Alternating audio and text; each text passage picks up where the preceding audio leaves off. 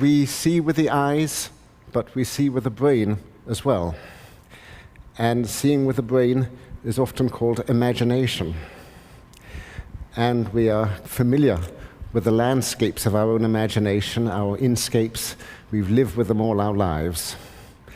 But there are also hallucinations as well.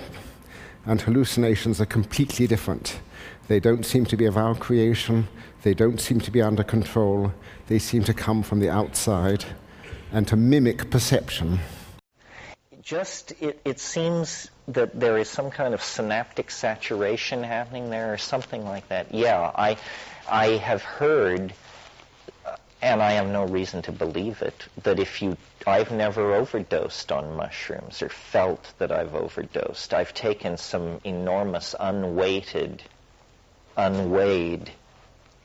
batches, but I've never felt that I had overdosed. But people have described to me what goes on above 35 milligrams of chemical psilocybin. And basically what people say is the hallucinations condense and freeze. Near the hot desert just outside of Phoenix, Arizona, is a company called Alcor. Despite the high temperature outside, within, over 100 human bodies are being preserved at very low temperatures. Host David Pogue met with the president and CEO, Max Moore, to learn about the field of cryonics. So who's in this gallery here? These are some of our patients. We call them patients because we don't regard them as dead people. Their idea is that what we call death today is something of an arbitrary line. Really, it's today's doctors giving up and saying, there's nothing more I can do for this person, and I'm letting them go. What we're doing is we're saying, let's not quit there. Let's give the future a chance to bring these patients back. After an Alcor member is declared legally dead, the patient is immediately placed in an ice bath. Then, the Alcor team restores respiration to make sure oxygen continues to flow to the brain until the body is cryopreserved. In fact, certain patients choose to preserve their heads alone. Ted Williams, the baseball star, is a famous Alcor neuropatient. But here's the part I don't get. Suppose medical science does advance as you hope, and in 75 years they can revive this decapitated head. You don't have a body anymore. Well, this is the way I look at it. I personally am a neuro member myself. I'm not taking along my body. My reasoning being that by the time I need this, my body's going to be a disaster area. So in my view, if you have the technology that can repair 100 billion damaged neurons, replacing this part is going to be pretty easy by comparison. But we leave that choice to our members. So let me show you the patient care bay. Patient care bay. Yes, this is where we have currently 117 patients, the oldest being Professor James Bedford, who's cryopreserved back in 1967. Wow! Oh my gosh, this is very sci-fi. It's not quite as sci-fi as in the movies where they always have a little frosty face behind a glass plate. You can't really do that. But here, in these larger jewelers, we have 4 whole-body patients, and we can also fit 5 neuro patients in a central column. There's people in those cans. That's right. What happened is I separated from my body, and I was like over here, and my body was here. But somebody came up to me who I only met once or twice and started making conversation with my body. And I, over here, but I, over here, was in possession of my mind. I, calmly thought, process, But I, with my mind over here, watched my body go through this whole rigmarole with this person and make social conversation. Hello, how are you? Why, certainly, all this stuff. And I watched myself, and I couldn't for the life of me figure out how, because I knew I had my brain over here. So the brain that was playing the game over here was like something else. But yet it was my facial muscles were smiling when it was appropriate to smile. My physical body did everything exactly as it was supposed to, but yet I wasn't participating one dot and didn't have any interest in participating. And I don't know, that was just so interesting to me because my mind was definitely not running that show, the physical show. Google knows what you want to search before you finish typing. Facebook can tag you automatically in a photograph. Heck, cars can drive themselves now. That's not just computers getting better, that's artificial intelligence getting smarter. Geoffrey Hinton's 3 decades of work on deep machine learning helped make it happen, and he joins us now on where AI is today and where it's headed. He's a professor of computer science at the University of Toronto and a distinguished researcher at Google, and it's great to have you here at TVO. It's great to be here. How many years away do you think we are from a neural network being able to do anything that a brain can do? I don't know. It's very hard to predict the future beyond 5 years. I don't think it'll happen in the next 5 years. Beyond that, it's all a kind of fog, so I'd be very cautious about making a prediction. Is there anything about this that makes you nervous? In the very long run, yes. I mean, obviously, having other super intelligent beings who are more intelligent than us is something to be nervous about. It's not going to happen for a long time, but it is something to be nervous about in the long run. What aspect of it makes you nervous? Well, will they be nice to us? It's just like the movies. You're worried about that scenario in the movies. In the very long term, yes. Where they I think over the turn on next 5 or 10 years, we don't have to worry about it.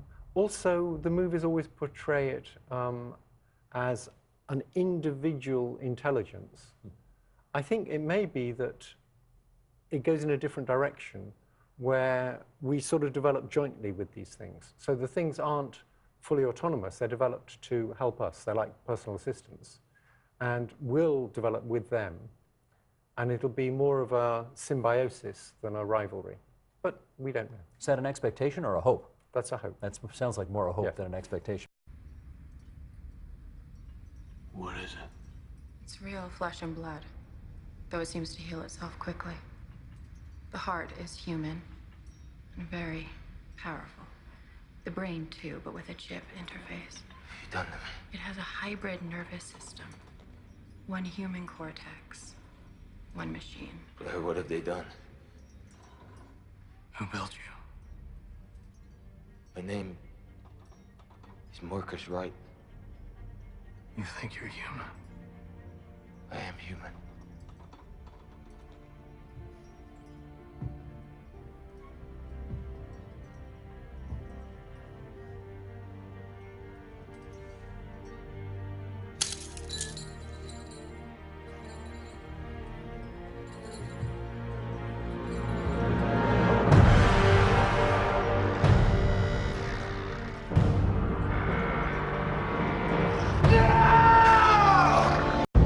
Audiences have debated for decades over the ultimate question about Blade Runner. Is Rick Deckard a replicant? When we first meet Harrison Ford's Deckard, the bounty hunter or Blade Runner at the center of Ridley Scott's 1982 film, he's tasked with killing android slaves called replicants.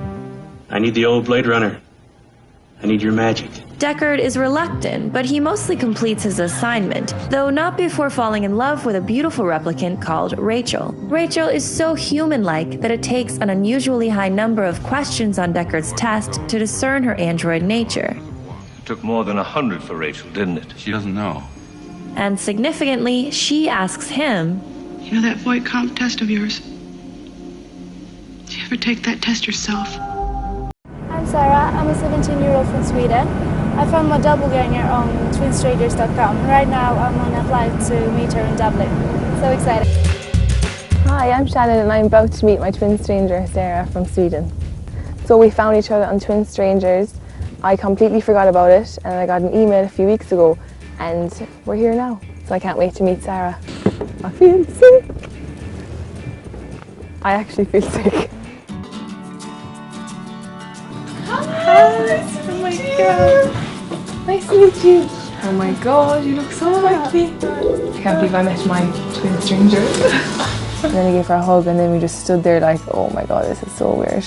Between our noses, our eyes, we have the exact same ears, lips, expressions, pout, smile. It's just weird.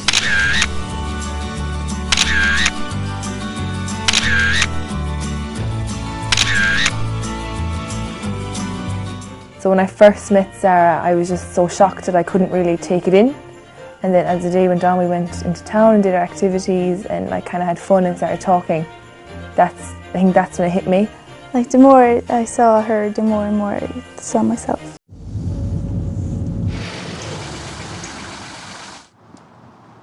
Hi Jenny, home. Oh! Hi! Have a good day! I had a lovely day. Meet John Jemison. What are we doing? Oh, hi! Hello. And Neil Did you Richardson. enjoy it this morning? It's been a busy morning. You could be forgiven for thinking they are the same person. Yes, it was very exciting. But you're looking at two completely unrelated men. What have we got for dinner? Don't know. I haven't thought about that. Do you know what's for dinner tonight? I don't know. Have you thought about it? John and Neil are doppelgangers. Two people who share uncanny similarities, which in their case extends way beyond the physical. After 50 years of marriage, you still don't know what I want for dinner. I'm out there flogging myself to death all bloody day. Right, you can't even sort out what we're going to have for dinner? Arms. 50 years. I'm trying to work out how I'm sitting opposite two gentlemen who look so alike. How do you explain it, John? What's the first thing you do when you want to play almost any video game? You create a player to play the game for you. And Disney has very amazing technology, at least it's amazing to me, that lets you design your player in great detail, down to the shape of its nose. Your first choice, of course, is what gender you want your player to be, male or female. Then you can choose the shape of the body from 5 different appearances.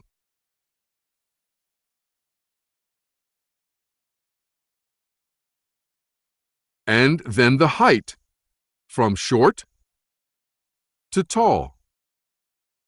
You can even choose the color of their skin, ranging all the way from pale white to red to brown. Then it's time to focus on the face, ranging anywhere from thin to filled out. And then the width of the face, and the height of the forehead, and the roundness of the face. Now it's time for the jaw, the width, the length, the angle of the chin, the size of the chin, and then the width and thickness of the lips. And we finish working on the face with the cheeks, from fat to thin. You have your choice of eye color, the shape of the eyebrows, and even the spacing of the eyes. Next, it's the size, angle, and position of the ears, the length of the hair, and 8 different shades of hair color. Then you can choose all different styles and colors of the shirt, vest, belt, pants, and shoes. And now that you've decided what you want your player to look like, down to the shape of its nose, you can give it a name. I know that most parents think they choose the name for their child, but I also know in my case that was not true. My parents wanted to name me Craig, but it was changed at the last minute to Stephen. And I've heard other stories like that as well. I can imagine my infinite eye created me that way as well to play a game, choosing certain wave frequencies from the field to make my body, down to the smallest detail, including the shape of my nose and my name. I wrote out these dreams in novel after novel, story after story, to name 2 in which this prior ugly present obtained most clearly. I cite The Man in the High Castle and my 1974 novel about the U.S. as a police state called Flow My Tears, the Policeman Said. I'm going to be very candid with you. I wrote both novels based on fragmentary residual memories of such a horrid slave state world. People claim to remember past lives. I claim to remember a different, very different present life. I know of no one who has ever made this claim before, but I rather suspect that my experience is not unique. What perhaps is unique is the fact that I am willing to talk about it. We are living in a computer-programmed reality And the only clue we have to it is when some variable is changed and some alteration in our reality occurs. We would have the overwhelming impression that we were reliving the present, déjà vu, perhaps in precisely the same way, hearing the same words, saying the same words. I submit that these impressions are valid and significant. And I will even say this: such an impression is a clue that at some past time point a variable was changed, reprogrammed as it were, and that because of this an alternative world branched off. There is a very clear prediction that our most successful theory of nature makes, and that is that there are an enormous number, mind-bogglingly large number, of parallel realities, as real as this one, that have different consistent histories.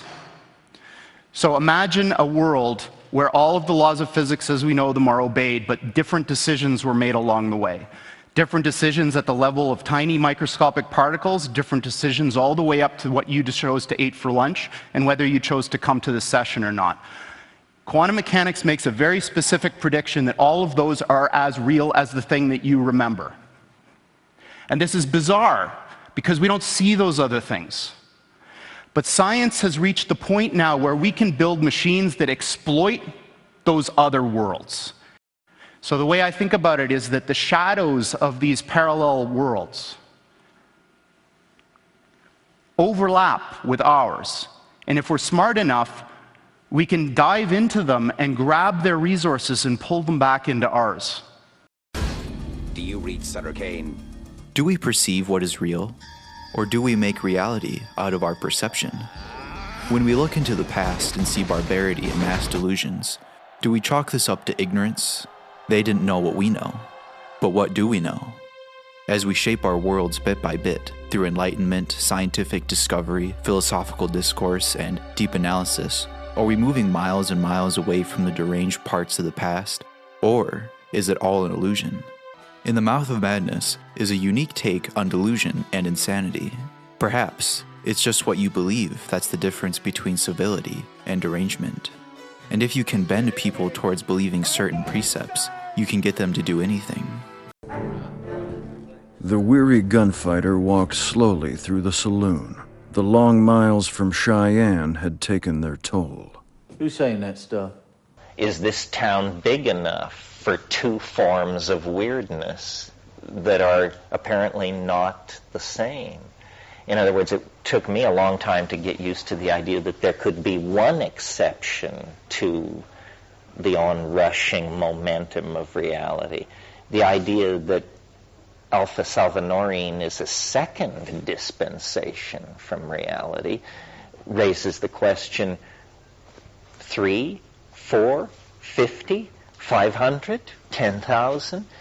Maybe reality is a far more perishable concept than we ever dared or feared to suppose. And hallucinations are completely different. They don't seem to be of our creation. They don't seem to be under control. They seem to come from the outside and to mimic perception. The hallucinations condense and freeze. There's people in those cans. We call them patients because we don't regard them as dead people. What happened is I separated from my body, and I was like over here, and my body was here. My mind was definitely not running that show. Google knows what you want to search before you finish typing. Facebook can tag you automatically in a photograph. Heck, cars can drive themselves now. That's not just computers getting better, that's artificial intelligence getting smarter.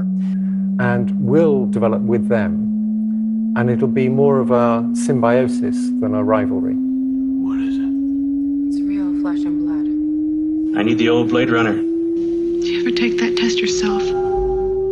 Like, the more I saw her, the more and more I saw myself. We are living in a computer-programmed reality. And that is that there are an enormous number, mind-bogglingly large number, of parallel realities, as real as this one. Do we perceive what is real? Or do we make reality out of our perception? And to mimic perception. Is this town big enough for two forms of weirdness? What happened is I separated from my body, and my mind was definitely not running that show. Before you finish typing. Heck, cars can drive themselves now, getting smarter.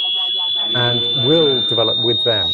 Symbiosis. And hallucinations are completely different. They both seem to be of our creation. I need the old Blade Runner. We are living in a mind box of parallel realities, as real as this one. computer-programmed reality. Is this town big enough for two forms of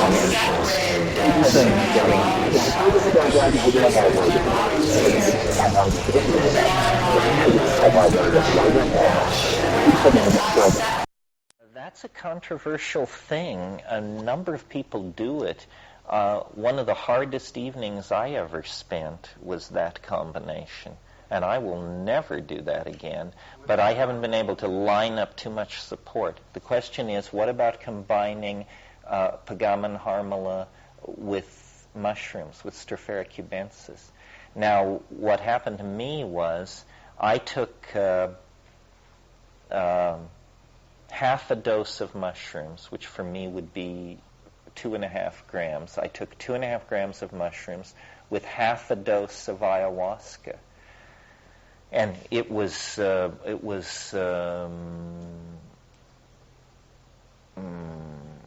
seemed crazy-making to me. Very, very, very unpleasant state.